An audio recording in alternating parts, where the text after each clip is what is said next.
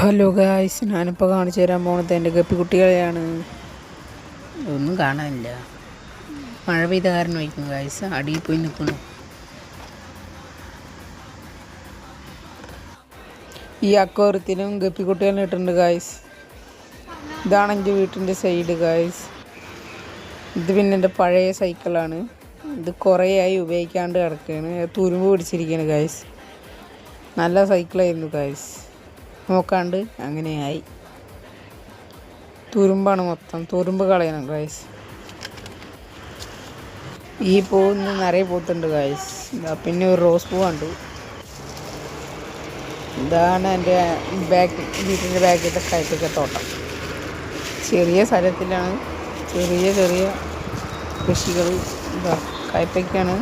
ഇതിൽ വലുതുണ്ട്. ഇതിൽ മാത്രം കവറിട്ട് ഗൈസ്.